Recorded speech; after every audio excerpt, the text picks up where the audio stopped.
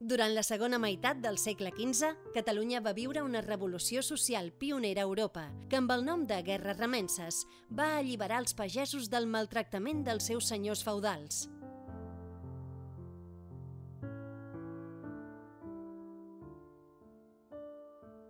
Des del segle XI, els nobles que tenien un feu exercien un control excessiu sobre els pagesos i les seves famílies, fent-los complir unes normes i obligacions molt dures. Entre altres coses, els pagesos no podien abandonar el mas si el senyor no els autoritzava. Havien de pagar tributs abusius i fins i tot el senyor tenia dret a maltractar-los. Tips d'aquesta situació coincidint amb el començament de la Guerra Civil Catalana. Els pagesos es van alçar en armes, liderats per Francesc de Bertallat.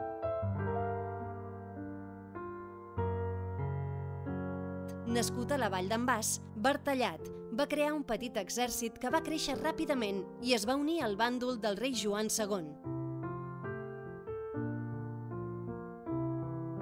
El castell d'Hostoles, conquerit per Bertallat el 1463, va jugar un paper molt important durant la revolta.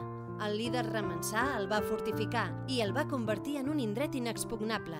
Més tard, també s'hi van sumar els castells de Puigcerdà i de Colltort.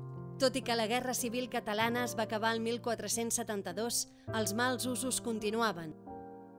No va ser fins al 1486 que, gràcies a les negociacions de Francesc de Bertallat, es va signar la sentència arbitral de Guadalupe que posà fi als malusos, al dret a maltractar i altres abusos fins llavors legals.